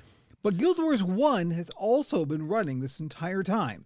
Right. It never went away. It never went down. It's got a dedicated community, and one of the original developers who still works at ArenaSoft has been maintaining it on a volunteer basis just because they love it. It's because it's like a cool thing that they like, and they're proud of it, and they know there's a bunch of people. There's like maybe a couple of 100 people, I think it is, that like still play it and have always played it, and they're just doing it for them, and it's this nice little thing. So now they've announced this Guild Wars Reforged, where it's remastered graphics. It's going to have a modern UI. It's going to be updated with controller support. Yeah, this is the big thing for me. Holy shit, do you need quality of life improvements on a game like this? But also going to be launching Steam Deck verified. Yep. So December 3rd, so it's coming very soon. Yeah, it's coming in hot. This is great. This all is the so campaigns good. that were made for it are in there. Yeah, it's the whole package. It's everything. So it's it could take care of your holidays if you really want something. I am instantly in. This is like this is good stuff. I will almost definitely pick that up myself just because. And the PvP is a total side thing. There's a PvP mode, but you don't have to. It's called Guild Wars for a reason. Yeah, exactly. That's what I was afraid of, though. Is it was mostly going to be about PvE. Like you do the PvE stuff just to get your gear for the PvP. It is a separate thing, and it is also that way in Guild Wars too. It should be very. It's a big thing, but it is also like the way they have structured it is interesting and fun. It's not just a battle royale. And with the power of AI, it's even better than ever. No, they haven't mentioned AI. No, I don't think that's a factor. I'm not saying that you can't use it in development I at am. some point. I'll say it. Yeah, I know. Just shut the fuck up about it, and just, if you're going to do it, don't make it your whole thing. We could get into it today. We're not going to get into it this week. There have been... We're already at an hour and a half. Well, yeah, there have been a bunch of shitty news this week about... Look, well, all right, let's get into it a little bit. The bottom line is, the only people that have been super invested in AI in gaming are the CEOs. Yeah. They are the only ones who are Look screaming. who wants it. Look who doesn't want They it. are screaming from the rooftops that, guys, this is happening and we need to get on board with it and just accept it, and everything's going to be better for it. But we're doing it whether you like it or not. And it's the CEOs. Like, nobody actually involved in game development is really invested in it. Shitty game developers think it's great, especially if Because they don't have to pay artists. Exactly, shit like that. And there's been several instances this last 2 weeks where AI art has come out in game. Oops, sorry, shit, we left that in there by accident. And it sucks ass that it's getting harder and harder to spot. Anno 1504, whatever the fuck it's called, it was a load screen that had obvious AI elements, and that wasn't in the game. It was a load screen. Maybe people go, oh fuck, what did you guys do? And they went, oh yeah, no, sorry, that wasn't supposed to be there. And it's like, there are simple things you're supposed to put in there. You don't need to use AI art as a placeholder. You just put placeholder. Yeah. And that's it, because nobody's ever supposed to see the fucking thing. So the fact that you used AI art Lorem as a placeholder means exists for a reason. you were trying to get away with it. That's the problem, and we know that. And they're doing everything they can to fire as many people as they can and still develop content. I mean, the Call of Duty Black Ops 7 was using AI art for their little reward banners that come up in the game, and they were just blatantly using that Ghibli plugin bullshit. And obviously, yes, there are people who love that shit. They think it's hilarious, and and as long as those people Turns exist out and there's a reward lot it, of assholes. yeah. So these are all being called out, rightly so, and the reaction has always been, no, we fucked up. Like, I don't think any of the developers have said, yeah, no, we're doing that, and fuck you. We're just, because this is how it is now. Every time it's like, no, we shouldn't have done that. Sorry, everybody. And they're getting shamed, and they're rightly taking things out, but it's still you've got to keep it up. I mean, it's, and then you've got a company like Nexom, the developers, the current developer, not even developers, the publishers of Subnautica 2. Oh god, that whole story, Jesus Christ! But this a guy is nightmare basically that saying is. we're an AI first company. Like, what the fuck does that even mean? They don't know.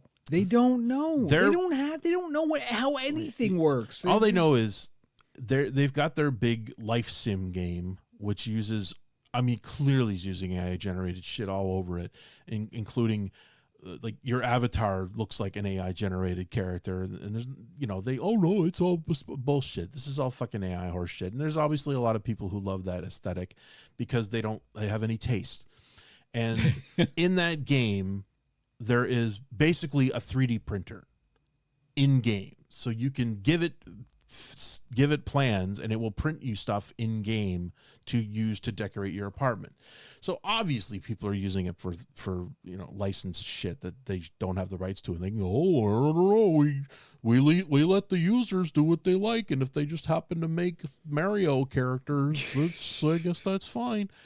And they're just opening themselves up to a world of hurt. It's Mario with a gun. No I mean, problem. I don't like the lawyers, but if there was ever a chance for the lawyers to earn their keep, it's just go at these people and go hard on anybody that's using AI to rip off existing shit, and just make these people suffer. Anyway, I don't want to get further into it, but that's AI continues to suck. Oh my god, it is getting worse, and we need to stay vigilant and continue to shame. I don't want to get into the I put it in the notes as unnamed platform. Yeah, partner I have showcase. no idea It's what Xbox partner showcase. Oh, okay.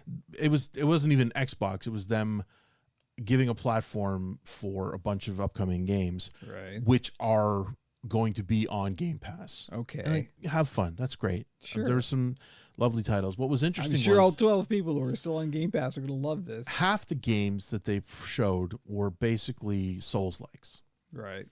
And it's just comical at this point. The aesthetic of these Souls-like games where they're either horrifically horror-based body horror, like pustules everywhere and 17 limbs, but rendered in 4K glory, and your character is attacking them, or it's one of the ones that they released was called Zoopunk, which is basically a Souls-like with cyberpunk aesthetic, except the characters are all anthropomorphic animals.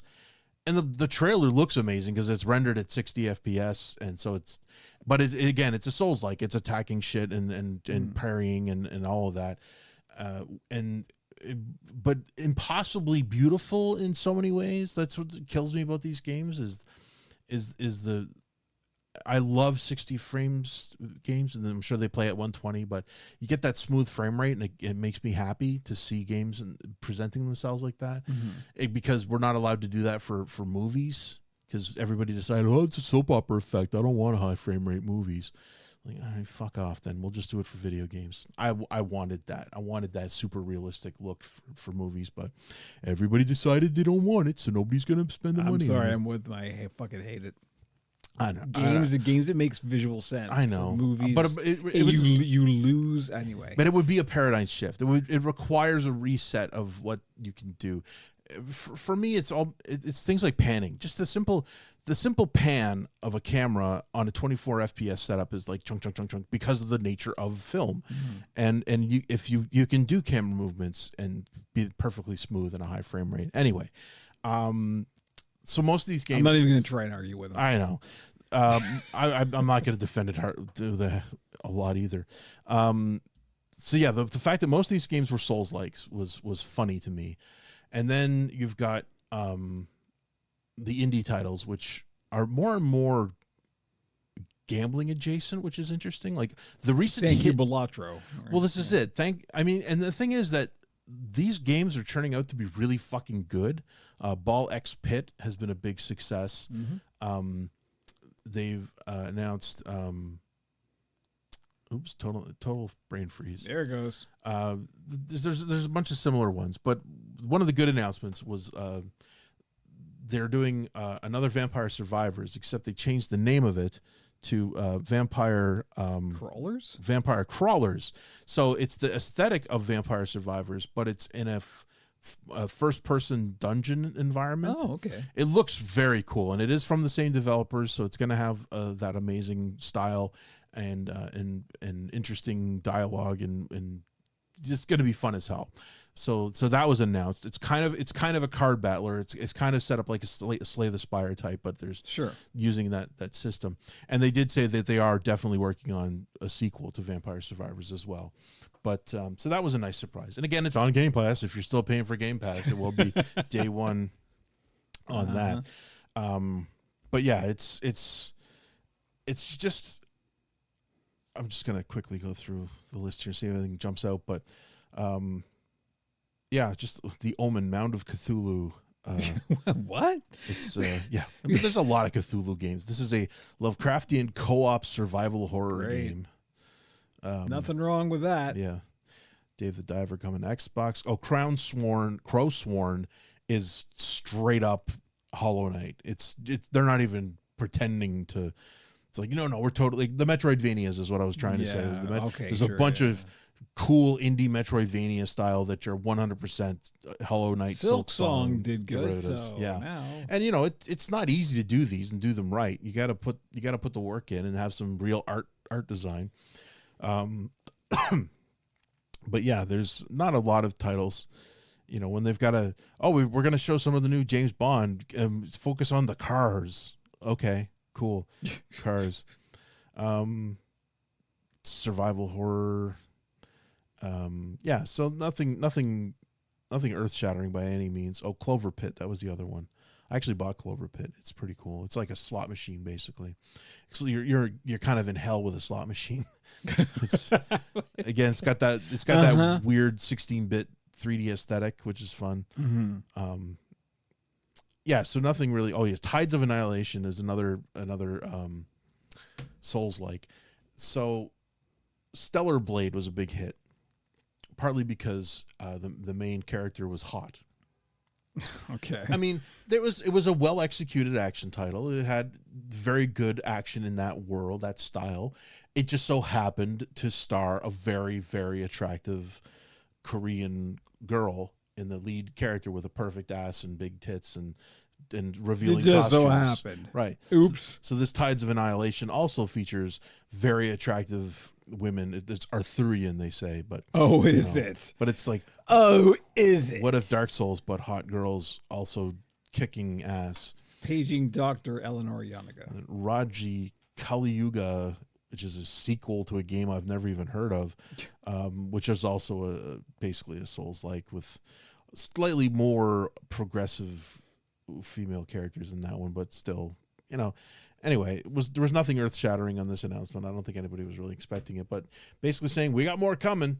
And but of course the key is that I'm pretty sure every single title is available cross-platform. Right. None of them are Xbox exclusive. That is done. That's not even a thing. So nobody even knows what Xbox is anymore.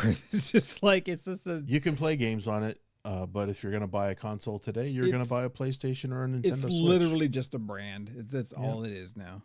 So that was they didn't really announce that they were doing this. It just kind of came out, and then there was stuff, and they went, okay.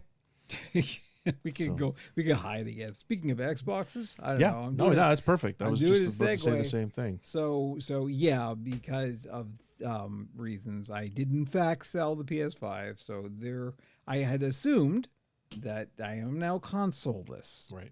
And then I remembered, that's not quite true. Because there was an ancient, I mean, by ancient, was it 2016 it came out or something like that? I can't even remember. It's not that long ago. Xbox Series X. 1X. Sorry, Xbox One X. Thank you very much. Yes, Xbox. Fuck you, Microsoft, and your fucking naming system. I mean, already we could see. Because I remember how excited, this is when I was like fully in on Xbox. And when the Xbox One X Scorpio edition was announced, we were all, you, me, and Jamie were all like, we were there on the call, we were watching the thing, and we were like, oh, we gotta get on this. Yeah. So we did, and I still had mine, and it was like underneath the TV like stand with like literally half an inch of dust on it. It was just like, oh my God. So I dug it out, and I'm like, can I do anything with this? Like, is this in any way still useful?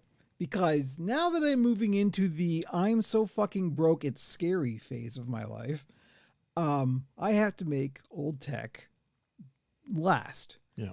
And anything that can be useful should be. So I'm like, is there anything that this thing can do still? So I loaded it up. Turn it on. It turned on just fine. No problem. Okay. I still even have the original controller. It was like, wow. And this actually performs okay. So I booted it up and there was an update, surprisingly. So I'm like, I don't know if I should because, right, like, what if there was a jailbreak for an older firmware? I was going to say. All that stuff. And I'm like, fuck it. I don't care. Like, I'm not losing anything. It's already gone. So, so I let it update and I'm like, okay, I'm obviously not subscribing to anything. So what can I play on this that I can play on this in theory? And of course, Warframe, because it's free to play. You can still play with other people and you don't need to buy a subscription. You don't have to be paying it all for Xbox. All of the free to play games are like that. So I'm like, okay, fine. And that's the first place I ever played Warframe was on the Series X. The 1X. X. Yeah, there we go. So like, okay, sure. And I loaded it up and it's like, it actually performs at like, it's getting close to 60. It's clearly downsampled. Like it's real fuzzy, but I'm like, this is totally playable. The one problem is the load times are monstrous. Oh wow! Oh, just right. like like a minute and a half to load a map. It's like incredible because I looked it up and it was 2016 that it came out, or at least it was announced in 2016. Right. So, but it was still in that bridge period where Yeah. it was still a traditional hard drive that was in the original. It's a spinning hard drive. So then, of course, I went, all right, fine. This is something that, in theory, we can do something about. Because I knew that it was a spinning hard drive in there. So I'm like, I started looking around and yeah, actually you can just drop in an SSD in that thing. And there are noticeable improvements, like really noticeable. So I started looking around for some tutorials and yeah, the iFixit's got a whole teardown of how to do it and all this stuff. And you can just download the thing or you can clone your current drive And or all this stuff. that was something that was amazing about even the PlayStation 3. I mean, all you had to do is pop off the side panel, unscrew one screw, and yoink, there's your hard drive. Well, to be fair, it's not that simple with this. That's what I'm saying. It's not. They didn't want you to do it. Is what it comes down to. They definitely don't. Like but thankfully, it wasn't married to the hardware Yeah. like the disc drive is. Yeah, Or you can the just the put CD drive is married to the board. Yeah, you can just put a standard SSD in there and it'll And just work. wipe the system.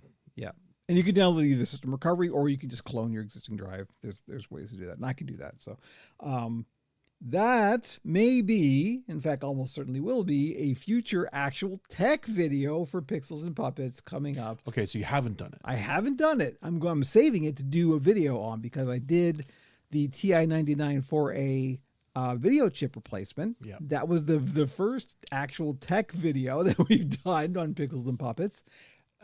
That's in theory the next one is going to be here's how to take your Xbox One X, did it, and upgrade the hard drive from a spinning drive to an SSD. Did you have an old one or I do have an old one. Okay. Yeah, I do. I've got a couple of this kicking around because they're going up in price too because of the RAM shortage because the flash NAND is related to that. So I can't, for some reason they don't get specific on here, and I can't remember if the 1X shipped with a terabyte drive or if it's I don't remember. I think it may have because or if that might have been later. I've got quite a few games on that hard drive that shouldn't fit on a smaller drive. So I'm like, And you can also just have an external SSD. you can. And just copy stuff to the system drive because I don't There's- think it'll run off the external SSD. Or It will. It oh, will. Shit. Okay. There's a debate actually about on the 1X about should you put it on the internal or should you keep it in an external enclosure because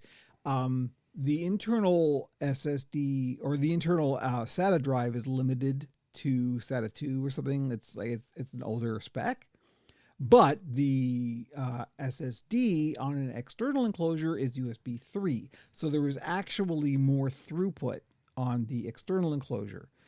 But of course, load times are not just about how fast can you get the data on and off the drive. Yeah. There's seek time. There's all kinds of different. I mean, on the Series X and S, it was definitely faster. On because board. that was the Embedded RAM. And yeah, that was the NVMe. Yeah. So that's a whole different ballgame. But then I found actually an older Jeff Grubb video where he did like all of the tests, all of them for like external enclosures or internal SSDs. I remember that era. And it was like every single time an internal SSD like attached to the internal SATA port is the best by far. Now, and sometimes it's very, very small, Right. but it is still faster. And in some cases, significantly faster. Yeah. So that's what I'm going to do. I mean, and your PC's obviously still faster. Oh God, no! PCs like I don't even know what. Like, I'm probably never going to use it after I do this. It's just like this will keep it used. Like this will literally be a Warframe machine that I can put on a screen somewhere. Like that's If you had physical copies of games, it would be a much more. Well, this will be literally the only box that I own that still has a physical disc drive, like a physical CD drive or DVD drive in it that I can actually put a Blu-ray in and watch a Blu-ray. Yeah, because I got the disc upgrade for the PS5 Pro because I wanted to still be able to play the old titles. So that's fun. That's actually kind of a neat thing, and I'm looking forward to that. I should mention you mentioned not updating your system. Right. I've still got my PS4 Pro that I never got rid of, and there is now some very easy jailbreaks that can be done if you don't update it. So I'm very interested to see where that goes. So apparently there are also some for the PS5. And in fact, when I put the PS5 Pro up for sale on eBay, I got a couple of people asking what firmware is it on, because they wanted ones with the older firmware. The PS5 is still very viable, and they're obviously it's current fucking hardware. So to keep it at a lower version just to be able to do a hack it's a dumber idea, really, but obviously people want to do it. Whereas PS4, if you've got a PS5 and your PS4 is just sitting there, maybe it's got a use case in that way. So yeah, I might get into that. And I still have my PS3 as well. So yeah, so if you've got those sitting around, why not? Don't update them. Don't update. saying. Don't just let them be. And if you choose to eventually, because some people do it by habit, they have it still plugged in and they let it still update automatically, and it's gone past where you could probably do that. But also they're not aggressively policing the PS4 hardware, so they're less likely to fix some of these holes that are coming. But anyway, it's that's the PSA is if you have old hardware, especially an old Switch, if you have the original Switch and you bought an OLED and just put it aside, don't update. Don't update. Nope. Okay, finally, as always, our Warframe check-in. So not a lot to say. The alliance that I talked about last time, that the Pixels and Puppets Warframe clan is in. Turns out it's run by racists. Nope, not at all. In fact, it continues to be very nice. That's good. And great people and very active. And I'm sorry to disappoint you. It's not terrible. But it's their story so many times. It's turns out the head of the guild is a piece of shit. Nope. So far, so good. So everything is great there. I'm actually going to sign up for the Secret Santa thing that we're doing this year. Oh, excellent. It's lovely. The people there so far have been fantastic. And as a matter of fact, we got our first new member into the Operation Puppet Warframe clan. Fantastic. Shout out Just Ducky. Welcome. You're probably not listening, but that's okay. Yeah. But yeah, so no, everything continues to be real good in Warframe. There's a huge update coming. The last dev stream of the year is coming next week, and the huge update is dropping in December, which is literally the next story chapter in Warframe. It's going to be, everyone's really looking forward to this, because this is the next big story beat in Warframe, and it's going to be gigantic, and it's going to be a lot of good stuff. Is there generally an acceptance on what the best platform is for Warframe right now? I would say PC, just because the PC will get, if there are any hot fixes that need to be done that don't require cert, PC will get it first. Okay. Just because, like, if it's a server side change, PC will get it first. If they need to go through cert, then they have to wait. Did you play it on PlayStation? Oh yeah, I played it everywhere. Now, did it do anything fun with the PS5 controller? Not that it doesn't do on the PC. Okay. And this is one of the myths that I have found, that like, oh, you can't do the haptic trigger stuff through Bluetooth on PC. Well, we're using a PS5 controller. Using a PS5 controller, right. Yeah, I'm just saying if you know. Yeah, you can. Okay. You know what 2 games do it? No Man's Sky and Warframe. Mic drop. So, I haven't through Bluetooth on Linux. The new update for the PS5 controller, it does support multiple units now, doesn't it? Yes, multiple it does. Devices? It does. So I could theoretically bring it upstairs and just play it on my PC. You could. It's actually quite good. Now, I don't. There's something about the way that Linux handles Bluetooth that it doesn't work well with my setup. I have a wired setup. I've been using a PS4 controller on my PC, right? Which, I mean, it's a fucking PS4 controller. Sure. So it's perfectly reasonable. So we'll see. But yeah, so that's what's going on in Warframe. It's all good, and yes, the Warframe clan is actively recruiting. So by all means, I will definitely be a part of it soon. We just got rank 10, which means you can get your very own Ignis Wraith, and if you don't know what that means, you want one. Play Warframe. You definitely want an English wraith. And you can now, if you join the Operation Puppet clan, you can get one. Sounds like you're saying English wraith. English wraith, you know. Makes a nice cup of tea. Yes, exactly. You get scared, but they'll also be very polite about it. So, okay. Anyway, that's it. Warframe continues to be wonderful. I mean, one of the things I should also point out that since I'm going no puppet builds in December, I have had for the longest time a series of videos planned that I want to do for Warframe specifically. And this is going to be my opportunity to actually get that started. So there's going to be a considerable ramp up of Warframe stuff. Content fire hose incoming. In December. So, hopefully you'll enjoy that. I have a concept that I think will work. So cool. We will see how that goes. Other than that, that's it. Warframe good. That's the lesson. All right. We are definitely at time. Excellent. So thank you, Andrew. Thank you, Frankie. Thank you, Frankie. Yeah, go away. I'm tired. He is. It's true. Anyway, he works hard. I can't fault him for, just leaving because I can't control what that guy does. Also, the pay sucks. It's true. Anyway, thank you, everybody. OperationPuppet.com for all the links as usual. And finger on the right button. We will catch you next time. You have been listening to Pixels and Puppets, the Operation Puppet podcast. Visit www.operationpuppet.com for all our links. Tell your friends, give us a rating wherever you get your podcasts, and join us again because nothing is more entertaining than aging nerds giving their opinions on the internet.